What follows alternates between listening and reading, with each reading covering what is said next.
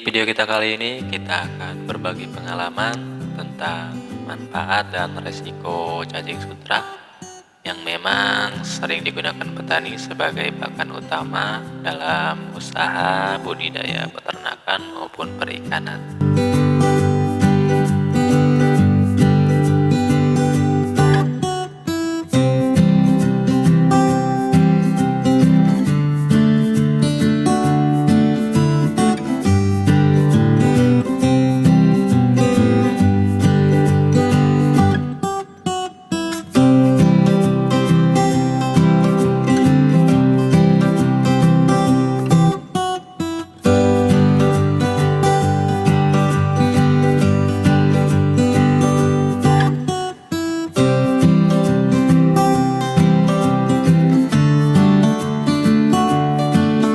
Sedikit penjelasan terlebih dahulu bahwa cacing sutra merupakan hewan jenis cacing dengan ukuran panjang kira-kira maksimalnya 1 cm sampai 2 cm ya, dengan diameter 0,5 sampai 1 mm.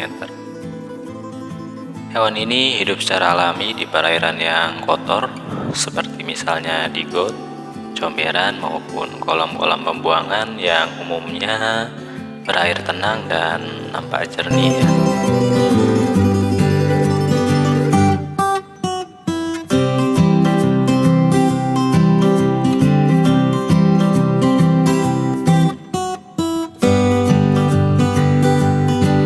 Manfaat dari cacing sutra ini umumnya digunakan sebagai pakan ikan dalam proses pembibitan ya.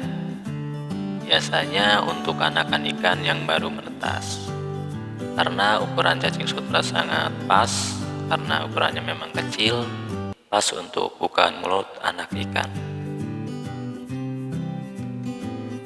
Untuk budidaya cacing sutra sendiri tergolong gampang-gampang susah karena memang butuh teknik dan ilmu dalam budidayanya sendiri.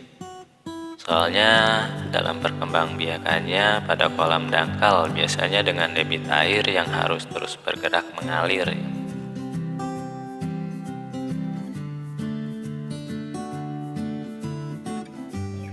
Terlalu banyak untuk menyebutkan dari manfaat cacing sutra untuk pakan alami di usaha peternakan maupun perikanannya. Karena cacing sutra banyak digunakan sebagai pakan alami yang bermutu tinggi, di antaranya untuk pakan budidaya pembesaran ikan air tawar seperti pakan untuk budidaya belut, pakan alami bagi yang budidaya lele, pakan buat budidaya ikan cupang, pakan budidaya udang lobster, pakan alami budidaya gurame, dan pakan-pakan budidaya pemijahan ikan-ikan air tawar lainnya.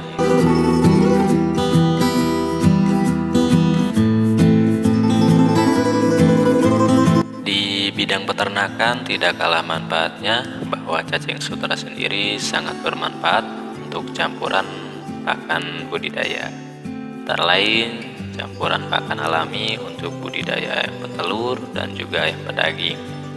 Bisa juga sebagai campuran pakan alami buat budidaya ayam kampung, campuran pakan buat pembudidaya ayam-ayam hias, dan masih banyak hewan peliharaan yang membutuhkan nutrisi dari cacing sutra ini sendiri. Selain itu, cacing sutra bisa juga diolah digabung jadi satu bersama pakan utama hewan peliharaan ya, untuk menghasilkan suatu pakan yang bermutu tinggi yang pada akhirnya mampu meningkatkan kualitas dan kuantitas usaha ternak budidaya baik perikanan maupun peternakan.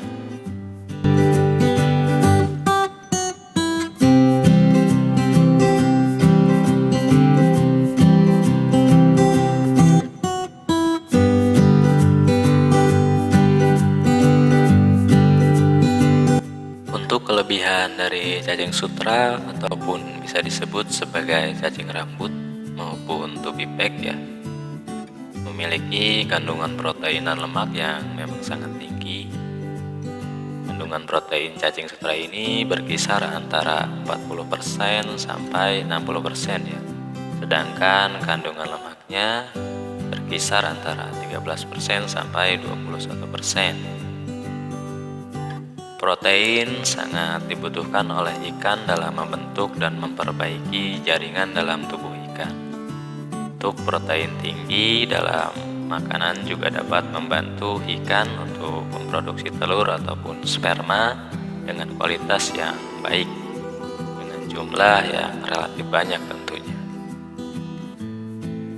Untuk lemak juga dibutuhkan oleh ikan sebagai sumber energi untuk bergerak.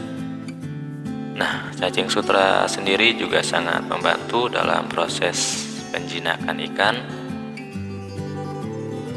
karena hampir semua jenis ikan baik karnivora maupun herbivora menyukai cacing sutra ini.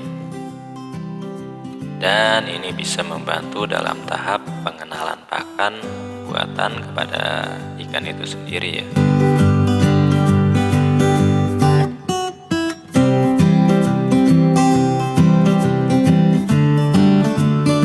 Selain banyaknya manfaat dari cacing sutra ini, ternyata memiliki juga kekurangan ya, ataupun resiko memberi pakan cacing sutra. Karena hingga saat ini hampir semua cacing sutra yang ada di pasaran itu didapat dari alam.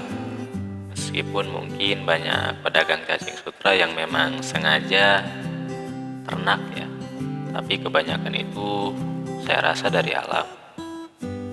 Jadi tidak menutup kemungkinan cacing sutra yang kita beli membawa penyakit ataupun parasit. Tapi untuk mencegah tertularnya penyakit dari cacing ini, sebaiknya cuci sampai bersih cacing dan rendam dalam air bersih sebelum diberikan kepada ikan.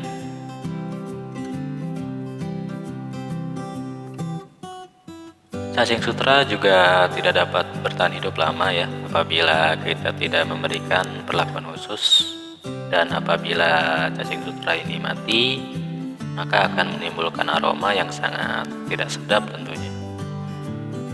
Jika cacing sutra mati dalam akuarium ataupun kolam, bisa mengakibatkan meningkatnya jumlah amoniak secara drastis. Peningkatan amoniak ini bisa menjadi racun bagi ikan dalam akuarium ataupun kolam.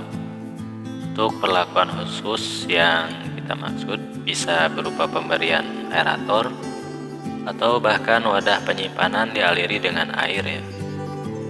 Yang paling bagus mungkin dengan mengairi wadah terus-menerus, jadi airnya berjalan ya. Selain bertahan hidup lebih lama, apabila air yang mengairi cacing itu terdapat bahan makanan yang memadai, tidak menutup kemungkinan cacingnya malah dapat berkembang biak walaupun dalam jumlah yang sedikit.